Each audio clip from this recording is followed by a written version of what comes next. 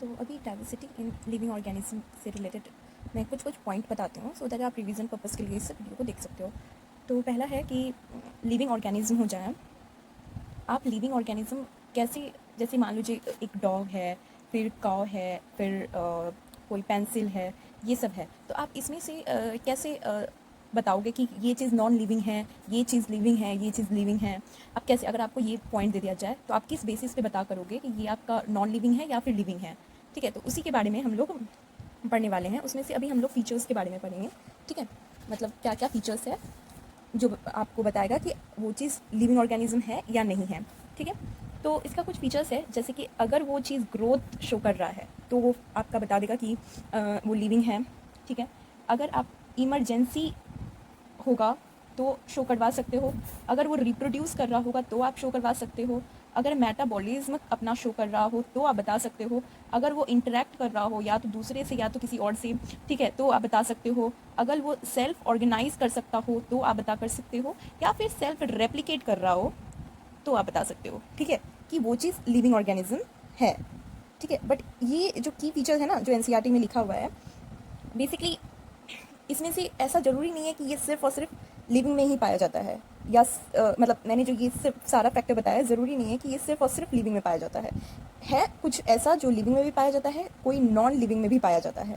ठीक है, पहली बात तो मैंने ये सब क्या बताया है, ये सब फीचर है, ये सब क्या है, फीचर है जो आपको पता करवाने में मदद करेगा कि वो चीज़ आपका लिविंग ऑर्गेनिज्म है। लिविंग ऑर्गेनिज्म को पता करने के लिए वो चीज़ ग्रोथ करना चाहिए, अपना ग्रो करना चाहिए, वो रिप्रोड्यूस करना चाहिए, इमरजेंसी उसमें होना चाहिए, मेटाबॉलिज्म उसमें होना चाहिए, इंटरेक्ट करना चाहिए, सेल्फ ऑर्गेनाइज करना चाहिए एंड सेल्फ रेप्लिकेट करना चाहिए। ये आपको पूछ दिया जाएगा कि what are the features to recognise whether they are living और नॉन लिविंग। आप ये पॉइंट लिख सकते हो। ठीक है, बट कुछ ऐसे पार्ट होते हैं जो सिर्फ और सिर्फ लिविंग ऑर्गेनिज्म में पाए जाते हैं। कुछ ऐसे फीचर होते हैं जो सिर्फ और सिर्फ लिविंग ऑर्गेनिज्म में पाए जाते हैं, उस फीचर को कहते हैं डिफाइनिंग। उस फीचर को क्या बोलते हैं, डिफाइनिंग। डिफाइनिंग का मतलब क्या होता है, सिर्फ और सिर्फ ओनली वो चीज़ जो है आपका प्रेजेंट होगा, किस में प्रेजेंट होगा, तो लिविंग ऑर्गेनिज्म में प्रेजेंट होगा, तो वो हो गया डिफाइनिंग। फिर आता है आपका कि नॉन डिफाइनिंग क्या होता है। अगर आपको बोल दिया जाए कि नॉन डिफाइनिंग क्या होता है, वैसे चीज़ जो आपका प्रेजेंट होता है किसमें, लिविंग ऑर्गेनिज्म में भी और नॉन लिविंग ऑर्गेनिज्म में भी, तो वो हो गया कि आपका ये नॉन डिफाइनिंग पार्ट है। क्या बात कर रहे हो, हम एक एक करके सारा पार्ट इसका डिस्कस करेंगे फीचर्स में। ठीक है, पहले आपको ये भी अगर पूछ दिया जाए कि डिफाइनिंग क्या होता है, कि वैसा फीचर जो सिर्फ और सिर्फ लिविंग ऑर्गेनिज्म में प्रेजेंट हो उसको कहते हैं डिफाइनिंग। नॉन डिफाइनिंग क्या होता है, ऐसा लाइक फीचर जो प्रेजेंट होता है living organism as well as non living organism में। तो दो पार्ट आपका क्लियर हो गया कि आपका फीचर अगर पूछेगा तो ये 4 पॉइंट लिख देना, एंड अगर आपका डिफाइनिंग और नॉन डिफाइनिंग पूछा जाएगा तो आप ऐसे करके आप बता सकते हो। अब हम लोग बात करेंगे ग्रोथ सबसे रिलेटेड। ठीक है, तो अब हम बात करते हैं ग्रोथ से रिलेटेड। ठीक है, तो बेसिकली ग्रोथ दो तरीके का ग्रोथ हो सकता है। अगर हम बोल रहे हैं कि अच्छा चीज़ वो चीज़ जो है ग्रो कर रहा है, तो आप दो तरीके से उसका बात कर सकते हो कि वो चीज़ ग्रो कर रहा है। या तो उसका जो है मास इंक्रीज करेगा, ठीक है, या तो उसका नंबर इंक्रीज करेगा। ठीक है, या तो उसका मास इंक्रीज करेगा या तो उसका नंबर इंक्रीज करेगा, तभी आप बोल सकते हो कि वो चीज़ ग्रो कर रहा है। जैसे कि मान लो एक छोटा सा इतना ये है, ये चीज़ आपका ग्रो कर रहा है, ऐसे हो गया। तो इसमें क्या हुआ कि ये इसका जो मास है, जैसे कि M1 ये है और ये M2 है, बेसिकली M1 इसका बड़ा होगा, राइट। अब दूसरा केस में क्या होता है कि आपका लाइक नंबर ही इंक्रीज कर गया। फॉर एग्जाम्पल कि कोई बैक्टीरिया था, एक लैब में बैक्टीरिया है, हमने दो बैक्टीरिया को साथ में रख दिया। ठीक है, ये क्या हुआ कि धीरे धीरे ये रिप्रोड्यूस करते करते करते करते करते करते लाइक बहुत सारा नंबर में वो बैक्टीरिया ग्रो कर दिया। नॉट इन केस कि दो एक साथ रिप्रोड्यूस करेंगे, बिल्कुल भी नहीं, हम तीन भी रख सकते हैं, एक रख सकते हैं, कुछ भी रख सकते हैं। ठीक है, तो वो ग्रो कर गया इतना, तो ये भी हो गया बेसिकली ग्रो किया क्योंकि इसका नंबर इंक्रीज हुआ। तो आप अगर बोलते हो कि ग्रोथ कुछ कुछ चीज आपका ग्रोथ कर रहा है उसका, तो दो केस में कर सकता है, या तो उसका मास इंक्रीज होगा या तो उसका नंबर इंक्रीज होगा। ठीक है, तो this is the twin characteristic of growth. इसको क्या बोलते हैं हम, ट्विन कैरेक्टरिस्टिक ऑफ ग्रोथ। अगर आपसे पूछ दिया जाए what are the twin characteristics of growth, mass in like increase in mass और इंक्रीज इन नंबर। ठीक है, ओके। अच्छा, एक बात और आप देख लो कि अगर कोई है यूनिसेलुलर ऑर्गेनिज्म, ठीक है, और कोई है एक मल्टी सेलुलर ऑर्गेनिज्म, ठीक है, ये अगर ग्रो कर रहा है तो ये ग्रो कैसे करेगा, तो इसका सेल डिवीजन होता है। इसका क्या होता है, सेल डिवीजन होता है, और इसकी हेल्प से ये क्या करता है, ग्रो करता है। ठीक है, सेल डिवीजन की हेल्प से ये क्या करता है, ग्रो करता है। अच्छा, अगर हम ग्रोथ की बात करें ना, तो आप देखो कि प्लांट का ग्रोथ कैसा होता है, एनिमल का ग्रोथ कैसा होता है। प्लांट का ग्रोथ कैसा होता है कि ये एक्चुअली थ्रू आउट लाइफ होते रहता है, थ्रू आउट लाइफ इसका होते रहता है। बट एनिमल का एज क्या है कि सर्टेन एज तक वो ग्रो करेगा, उसके बाद वो ग्रो नहीं करता है। फॉर एग्जाम्पल, अगर मान लीजिए कि कोई 5 साल का बच्चा है, ठीक है, आपने 5 वर्ष के बच्चे को देखा, और वो आप जब उसको 20 साल बाद मिलने के लिए आते हो, तो आप उसको देखते हो कि वो एक सर्टेन लाइक हाइट को अचीव कर लिया होता है। फिर आप उसको लाइक 10 साल बाद देखो, तो हो सकता है कि थोड़ा इंक्रीज करे, फिर उसके बाद ना करे। ये बॉडी बॉडी पे भी डिपेंड करता है। और प्लांट का क्या होता है कि ये थ्रू आउट लाइफ इंक्रीज करते रहता है, करते रहता है, करते रहता है। ऐसा नहीं है कि आप सर्टेन एज तक एनिमल की तरह आप इसको डिस्कवर कर पाओगे, बिल्कुल भी नहीं। वो through out the life like certain age तक तो एनिमल ग्रो करता है, और थ्रू आउट द लाइफ ऐसे करता है। तो आपसे इससे 3 क्वेश्चन पूछ सकता है। तो यूनिसेलुलर ऑर्गेनिज्म और मल्टीसेलुलर ऑर्गेनिज्म कैसे ग्रो करते हैं? तो सेल डिवीजन के थ्रू ग्रो करते हैं, ठीक है। फिर आता है ग्रोथ जो है प्लांट में कैसे होता है, थ्रू आउट द लाइफ होता है। एनिमल में कैसे होता है, सर्टेन एज तक होता है, ठीक है। आपसे ये 2 क्वेश्चन बन सकता है। अच्छा, हमने क्या बोला कि ऐसे कुछ कैरेक्टर होते हैं जो सिर्फ और सिर्फ लिविंग ऑर्गेनिज्म में प्रेजेंट होते हैं, नॉन लिविंग में प्रेजेंट नहीं रहते हैं। बट नॉन डिफाइनिंग क्या होता है, ये living organism as well as non living organism दोनों में प्रेजेंट रहते हैं। आप एक बात बताओ, क्वेश्चन हम पूछते हैं, ग्रोथ क्या है? ग्रोथ आपका लिविंग है, सॉरी डिफाइनिंग है या नॉन डिफाइनिंग है? आप क्या आंसर दोगे? कुछ लोग कहेंगे कि ये जो है नॉन डिफाइनिंग है, कुछ लोग कहेंगे कि ये डिफाइनिंग है।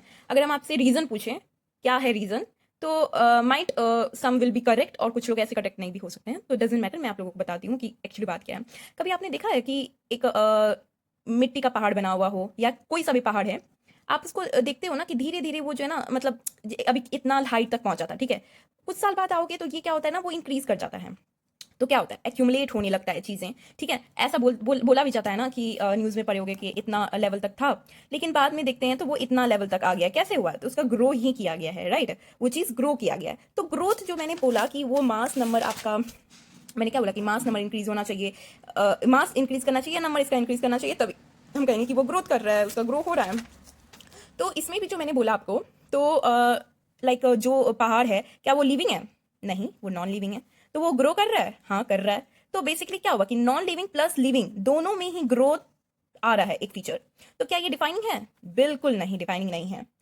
तो बेसिकली ग्रोथ जो है आपका डिफाइनिंग फीचर नहीं है। डिफाइनिंग फीचर अगर आपको ग्रोथ में भी बोलना है, तो आप बोलोगे कि अगर इनसाइड से ग्रोथ हो रहा है, जैसे लिविंग ऑर्गेनिज्म का क्या होता है कि आपका बॉडी सेल जो होता है ना, वही काम करता है, रिस्पॉन्सिबल होता है कि आपका ग्रोथ होता है, जेनेटिक्स और सब बहुत सारी चीज़ें होती है जो आगे आपको पढ़ोगे। तो बेसिकली अगर बॉडी के इनसाइड आपका ग्रोथ हो रहा है, ना कि ओवर लाइक किसी ऑब्जेक्ट के ऊपर। जैसे मान लीजिए कि ये पहाड़ है, पहाड़ के ऊपर ही मतलब मिट्टी आते गया आते गया आते गया, तो वो लाइक इतना इंक्रीज कर दिया। ये क्या हुआ कि एवव की बात हो रही है, ओवर की बात हो रही है। लेकिन अगर यही इनसाइड की बात होगी ना, तब आप उसको बोलोगे कि ये डिफाइनिंग फीचर है। तो आपसे हम क्या बताएं कि ग्रोथ जो है आपका डिफाइनिंग फीचर भी हो, सॉरी नॉन डिफाइनिंग फीचर है। क्यों? क्योंकि ये लिविंग ऑर्गेनिज्म और नॉन लिविंग ऑर्गेनिज्म दोनों में ये ग्रोथ शो होता है, राइट।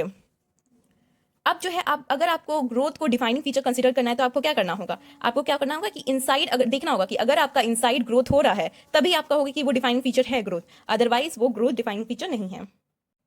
ओके, तो अब हम बात करते हैं कि ये रिप्रोडक्शन, जो ये वाला पार्ट है रिप्रोडक्शन। तो हम रिप्रोडक्शन के बारे में बात करते हैं, ठीक है। रिप्रोडक्शन, तो आप बताओ कि रिप्रोडक्शन की अगर हम बात करते हैं, तो बेसिकली ग्रोथ हो या रिप्रोडक्शन हो, ठीक है, ग्रोथ और रिप्रोडक्शन हम 2 चीज में देख सकते हैं, यूनिसेलुलर ऑर्गेनिज्म और multi cellular organism. Multi cellular organism में क्या होता है, ये एक्सक्लूसिव इवेंट है, एक्सक्लूसिव इवेंट है। और ये क्या होता है, इंक्लूसिव इवेंट है, ठीक है, इंक्लूसिव इवेंट है। क्या मतलब होता है इंक्लूसिव और एक्सक्लूसिव का, और मल्टी सेलुलर में ग्रोथ एंड रिप्रोडक्शन का कैसे काम आता है? तो बेसिकली सिंपल भाषा में अगर बात करें, तो यूनिसेलुलर ऑर्गेनिज्म में क्या होता है कि आपका ये ग्रोथ और रिप्रोडक्शन इंक्लूसिव होता है। इसका मतलब होता है कि सेम होता है।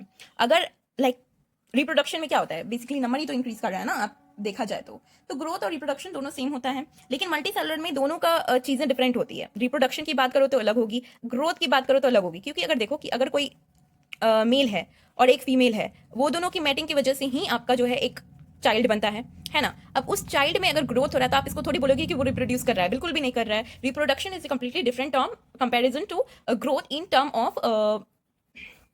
Of multi cellular organism, that's it. अब आता है कि reproduction is non defining feature. मैं बताती हूँ कि कैसे reproduction is non defining features. क्योंकि कुछ ऐसे लाइक ऑर्गेनिज्म होते हैं जो रिप्रोड्यूस नहीं करते, तो आप ऐसा नहीं बोल सकते हो कि अगर लिविंग ऑर्गेनिज्म है तो इट इज कंपलसरी कि वो रिप्रोड्यूस ही करे। मैं एग्जांपल देती हूँ, जैसे कि होता है कि स्टेराइल होते हैं मैन या फिर वुमेन, जो भी हो, तो वो रिप्रोड्यूस नहीं कर पाते हैं। तो आप इसको ये नहीं बोलोगे कि भाई अगर ये ह्यूमन है वो रिप्रोड्यूस नहीं कर पा रहा है तो इसका मतलब ये लाइक लिविंग ऑर्गेनिज्म नहीं है, ये नॉन लिविंग है। लोग हंसेंगे ऑब्वियसली, क्योंकि this is not the true case. Okay, और एक आता है वर्कर बी। वर्कर बी, ठीक है, इसके 16 क्रोमोसोम होते हैं, और एक होता है क्वीन बी। ये बेसिकली क्या होते हैं ना कि ये भी बेसिकली रिप्रोड्यूस नहीं कर पाते। क्वीन जो होता है 32 इसमें क्रोमोसोम होता है, एंड ये जो होता है ना ये रिप्रोड्यूस कर सकते हैं, ठीक है। तो यही बेसिकली चीज़ें रहती हैं। ओके, तो अब हम बात करते हैं मेटाबॉलिज्म से रिलेटेड, ठीक है। मेटाबॉलिज्म, तो मेटाबॉलिज्म क्या होता है? मेटाबॉलिज्म रिएक्शन एक ऐसा केमिकल रिएक्शन होता है जो लिविंग ऑर्गेनिज्म के अंदर होता है, ठीक है। मेटाबॉलिक रिएक्शन एक ऐसा रिएक्शन होता है जो लिविंग ऑर्गेनिज्म के इनसाइड होता है, राइट। उसे कहते हैं मेटाबॉलिज्म रिएक्शन, ठीक है। अब क्या होता है कि बेसिकली आप बताओ कि मेटाबॉलिज्म क्या है आपका, डिफाइनिंग है या नॉन डिफाइनिंग है? देखो, मेटाबॉलिज्म को आप जो है ना आउटसाइड द बॉडी भी करवा सकते हो, तो ये बेसिकली नॉन डिफाइनिंग इधर आएगा। आउटसाइड द बॉडी आप ये करवा सकते हो लेबोरेटरी में, ठीक है। और डिफाइनिंग अगर आपका सेलुलर मेटाबॉलिज्म हो रहा हो, क्या होता है सेलुलर मेटाबॉलिज्म? मतलब कि सेल के अंदर अगर हो रहा है तो ही आप उसको डिफाइनिंग फीचर कहोगे। सेम उसी तरीके की बात है जो हम लोगों ने पहले डिस्कस कर लिया है। अब आते हैं कॉन्शियसनेस, ठीक है। आप कॉन्शियसनेस से क्या समझते हो, मुझे एक बात बताओ। मतलब लाइक सोचो, इस पे पॉज करके एक बार सोचो। ओके, तो आई होप आप लोगों ने वैसा किया होगा जैसा मैंने बोला कि पॉज करके बस सोचने के लिए। तो कॉन्शियस कुछ लोग जो है ना ह्यूमन के कॉन्शियसनेस से रिलेटेड बात किए होंगे, अगर किसी को पता होगा तो वेरी गुड, एंड आप लोगों ने बहुत अच्छा परफॉर्म किया भी होगा। ओके, ठीक है। कॉन्शियसनेस क्या होता है कि जो भी इन्वायरमेंट या फिर सराउंडिंग में जो भी चीज़ें हो रही हैं, ठीक है, उस चीज़ को सेंस करना, और उस एबिलिटी को जो सेंस कर सकते हैं उसे कहते हैं कॉन्शियसनेस। हमने क्या बोला कि सराउंडिंग और इन्वायरमेंट में जो भी चीज़ें हो रही हैं, ठीक है, उस चीज़ को सेंस करना, और उस सेंस करने वाली एबिलिटी को कहते हैं कॉन्शियसनेस, ठीक है। नॉट द सेंस, उस एबिलिटी को कहते हैं कॉन्शियसनेस, ठीक है। अब उसके बाद एक और चीज़ उसमें जोड़ना होगा कि और उसी सराउंडिंग के बेसिस पे जो आप लोगों ने सेंस किया, अपना बॉडी में क्या इन्वायरमेंट देते हो, ठीक है, क्या रिस्पॉन्स देते हो, नॉट ओनली बॉडी, उस इन्वायरमेंट पे भी क्या रिस्पॉन्स देते हो, तो बेसिकली उसको कहते हैं कि आप कॉन्शियसनेस, उस एबिलिटी को कहते हैं consciousness. I will repeat it again, wait. देखो, हमने क्या बोला, कॉन्शियसनेस, उसको इंग्लिश में हम डेफिनेशन का पढ़ते हैं, ठीक है। आप लोग सुनो, ability to sense their surrounding और एनवायरमेंट, ठीक है, एबिलिटी सेंस करना सराउंडिंग को और एनवायरमेंट को, and generate response to the environmental stimuli which could be physical और केमिकल, ठीक है। फिजिकल एंड केमिकली दोनों हो सकता है। जो जनरेट करता है स्टिमुलाई, जैसे कि मान लो कि आप क्या कर रहे हो, एक पॉड है, ठीक है, मतलब एक बीकर है, वो बेसिकली गर्म हो रहा है, ठीक है। आपने क्या किया, उसको टच किया, आपने क्या किया, टच किया, तो आप बेसिकली तुरंत ही अपना फिंगर जो है ना रिमूव करोगे। तो ये क्या हुआ कि आप इन्वायरमेंट आपका जैसे ही लाइक गर्म आया, तो आपका बॉडी ने क्या रिस्पॉन्स किया कि आप हटा लो अपना फिंगर, ठीक है, वरना जल सकता है। तो दिस इज द कॉन्सेप्ट, ठीक है। But this is not only in human beings. अगर ह्यूमन बींग्स में बात करेंगे तो हम लोग लाइक सेल्फ कॉन्शियसनेस की बात करते हैं, ठीक है, वो हम लोग आगे पढ़ेंगे। कॉन्शियस मतलब ये लिविंग नॉन लिविंग सब चीज़ों में होती हैं, ठीक है। बेसिकली नॉन लिविंग में आगे देखेंगे कि होती हैं या नहीं होती हैं, ठीक है। ओके ओके, एक चीज़ और देखो कि अगर आपसे पूछा जाए एमसीक्यू या फिर किसी भी चीज़ में पूछ दिया जाए कि मोस्ट ऑब्वियस और टेक्निकली कॉम्प्लिकेटेड फीचर कौन है, कॉम्प्लिकेटेड फीचर आपसे अगर पूछ दिया जाए कि कौन है, तो आपको मेटाबॉलिक सॉरी कॉन्शियसनेस जो होता है ना, कॉन्शियसनेस आपको टिक करना होगा, ठीक है। कि मोस्ट कॉम्प्लिकेटेड फीचर या टेक्निकली ऑब्वियस कॉम्प्लिकेटेड फीचर जो है वो कौन है, कॉन्शियस है, ठीक है। कॉन्शियसनेस आपका कॉम्प्लिकेटेड फीचर है पूरे सारे फीचर्स में, ठीक है। बेसिकली क्या करते हैं प्लांट का, हम 2 पॉइंट बताएंगे आपको। प्लांट क्या होता है कि आप उसको लाइट का ड्यूरेशन दो, उसके अकॉर्डिंग वो अपना रिप्रोड्यूस करेगा सीजनल ब्रीडिंग में, ठीक है। और प्लांट एक्सटर्नल फैक्टर जैसे कि लाइट हो गया, वाटर हो गया, टेम्परेचर, उसके भी लाइक रिस्पॉन्ड में अपना चीज़ें को चेंजेस करता है, और इंक्रीज डिक्रीज वो उसके बेसिस पे करता है। जो भी एक्सटर्नल स्टिमुलाई हुआ ना उसके बेसिस पे भी करता है। तो प्लांट का 2 केस हो गया कि लाइट के बेसिस पे क्या करता है, वो उसका रिप्रोडक्शन इफेक्ट करता है सीजनल ब्रीडर में, ठीक है। और एक्सटर्नल स्टिमुलाई के अगेंस्ट में क्या होता है, मतलब रिस्पॉन्ड करता है ये प्लांट। हालांकि आई डोंट थिंक इससे आएगा भी क्वेश्चन, ठीक है।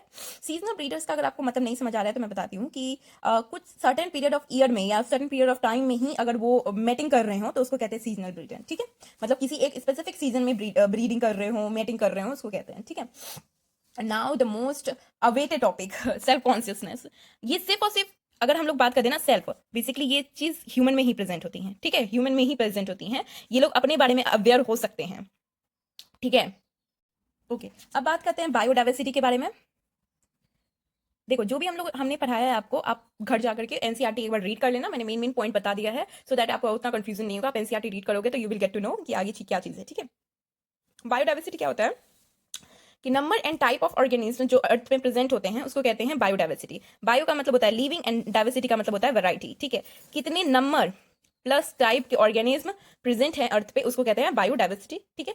ये अभी 1.7 से 1.8 मिलियन स्पीसीज अभी तक पता है, ठीक है। अच्छा, एक एनसीईआरटी में आपको इसका NICZN कमेंट डाउन करके बताओ कि आप इसका फुल फॉर्म क्या है। हालांकि आप एनसीईआरटी में चेक करोगे तो आपको पता चल जाएगा, बता भी देते हैं, बट जिसको पता है आप कमेंट डाउन करो, मैं बताती हूँ। International code for botanical nomenclature ये ICBN का है, and international code for zoological nomenclature ये ICZN का है, ठीक है। ये आपको एनसीईआरटी में मिल जाएगा, ठीक है। आपको फिर आता है बाइनोमियल नॉमेनक्लेचर। तो बाइनोमियल नॉमेनक्लेचर में क्या होता है कि आप कोई सा भी नेम उठाओगे तो उसमें दो कॉम्पोनेंट होता है, जैसे कि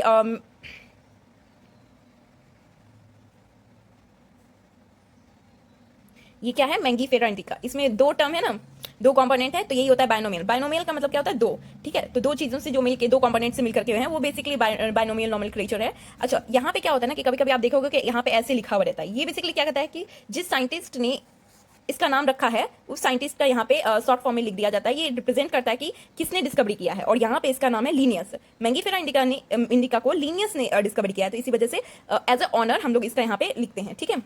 लेकिन नॉमेनक्लेचर लिखने का कुछ रूल बताया गया है, 3-4 रूल हैं, जैसे कि आप इसको कैपिटल में ही लिखोगे, ठीक है। मतलब कि क्या होता है, फर्स्ट लेटर जो होता है कैपिटल में लिखेंगे, और सेकंड जीनस का, और ये स्पीसीज है, ठीक है। ये क्या है, जीनस, ये क्या है, स्पीसीज। तो स्पीसीज का क्या करते हैं आप, स्मॉल में लिखते हो, ठीक है। और दोनों को ही, क्योंकि वहां पे क्या होता है ना कि लैटिन लैंग्वेज में ऐसे लिखा हुआ रहता है, आप ऐसे नहीं लिख सकते हो, तो आपको क्या करना है, ये दोनों को लिखो एंड देन उसके बाद सेपरेटली अंडरलाइन करना होगा आपको दोनों को, ठीक है। तो ये आपका एक और रूल, और ये भी हो गया। फिर ये भी बता दिया कि जीनस क्या होता है, स्पीसीज क्या होता है। आप लाइक रीड करोगे तो पता चल जाएगा। ये रिवीजन पर्पस के लिए है, और जो फर्स्ट टाइम पढ़ रहे हैं आप पढ़ सकते हो, उसके बाद आप चेक कर लेना वहाँ एनसीईआरटी में। अच्छा, आप लोगों ने एनसीईआरटी में एक टैक्सा वर्ड देखा होगा, कन्फ्यूजन होता है, बट आप इसको बेसिकली समझो कि टैक्सा का मतलब होता है रैंक, ठीक है। और बेसिकली रैंक जो होता है ना, डिफरेंट लेवल पे होता है, डिफरेंट, ठीक है। जैसे कि फॉर एग्जाम्पल डॉग है, डॉग किस कैटेगरी से बिलोंग करते हैं, तो मैमल के कैटेगरी से बिलोंग करते हैं। फिर उसके बाद मैमल किस कैटेगरी से बिलोंग करते हैं, तो एनिमल्स की कैटेगरी से। तो ये बेसिकली अलग अलग टैक्सा है, अलग अलग आपका रैंक है, ठीक है। ये बस इतना ही है। अब आता है टैक्सोनॉमी से रिलेटेड। टैक्सोनॉमी ये क्या होता है कि कैरेक्टर के बेसिस पे आप क्या करते हो, जितने भी लिविंग ऑर्गेनिज्म हैं वे सबको क्लासीफाई करते हो डिफरेंट टैक्सा में, उसको कहते हैं टैक्सोनॉमी। मतलब कैरेक्टर के बेसिस पे आप बहुत सारे लिविंग ऑर्गेनिज्म को क्लासिफाई करते हो एट डिफरेंट टैक्सा, उसको कहते हैं टैक्सोनॉमी। तो मॉडर्न टैक्सोनॉमी जो है बेसिस है किस पे, आप एक्सटर्नल स्ट्रक्चर, ये कैरेक्टर है एक्सटर्नल, सॉरी स्टार्ट करते हैं फिर से। तो यहाँ पे हम लोगों ने क्या देखा कि टैक्सोनॉमी का कुछ कैरेक्टर के बेसिस पे बहुत सारे लिविंग ऑर्गेनिज्म को जब क्लासिफाई करते हैं डिफरेंट टैक्सा में, उसको कहते हैं कि टैक्सोनॉमी है ये, ठीक है। और एक्सटर्नल जैसे कि एक्सटर्नल स्ट्रक्चर हो गया, फिर उसके बाद इंटरनल स्ट्रक्चर हो गया, फिर उसके बाद आपका सेल स्ट्रक्चर हो गया, फिर उसके बाद आपका डेवलपमेंट स्ट्रक्चर हो गया, फिर आपका इकोलॉजिकल इन्फॉर्मेशन, ये सब है। ये सब आपका पूछ लेगा कि व्हाट आर द कैरेक्टर, या फिर किस बेसिस पे मॉडर्न टैक्सोनॉमी को आपका लाइक क्लासिफाई किया गया है। तो आप बोल सकते हो कि external structure, internal structure, cell development and ecological information. अगर आपको इसका ट्रिक चाहिए तो हम बता देते हैं, EICDE आप ऐसे लिख दो, E², ठीक है, ICD, CD तो हो गया ABCD, तो इसको याद रख लेना। एंड आई यहाँ पे मैं कर लेना, एंड E फॉर एलिजाबेथ यहाँ से याद रख लेना, एलिजाबेथ, ठीक है। तो एलिजाबेथ मैं हूँ, ठीक है, और यहाँ पे CD देख रही हूँ, तो आप ऐसे याद कर सकते हो। E फॉर इकोलॉजिकल भी होता है, एक्सटर्नल स्ट्रक्चर भी आता है। I फॉर आप ऐसे भी लिख सकते हो, E पर स्क्वायर एंड देन CD, ऐसे भी लिखोगे ना, या फिर CDE का स्क्वायर ऐसे कर दोगे।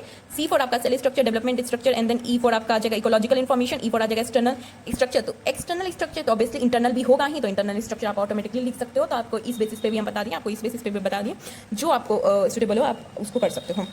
देखो टेक्सोनॉमी का कुछ कंपोनेंट होता है, जैसे कि कैरेक्टराइजेशन, फिर आइडेंटिफिकेशन, फिर nomenclature and then classification. Taxonomy को ऐसे तो नहीं किया गया ना, पहले कैरेक्टराइज किया गया है, ठीक है, कैरेक्टराइजेशन किया गया है, ठीक है। फिर उसके बाद आइडेंटिफिकेशन किया गया, आइडेंटिफिकेशन, क्लासिफिकेशन, फिर उसके बाद नॉमेनक्लेचर किया गया है, मतलब नाम से रखा गया है, फिर उसके बाद क्लासिफिकेशन किया गया है, ठीक है। टेक्सोनॉमी का बेसिकली क्या मतलब होता है? अरेंजमेंट, ठीक है। टेक्सोनॉमी का क्या मतलब होता है? अरेंजमेंट। लेकिन अगर उसी को सिस्टमैटिक अरेंज किया जाए तो उसको कहते हैं सिस्टमैटिक्स, ठीक है। हम बताते हैं यहाँ पे, एक हो गया टर्म टेक्सोनॉमी और दूसरा टर्म है आपका सिस्टमैटिक्स।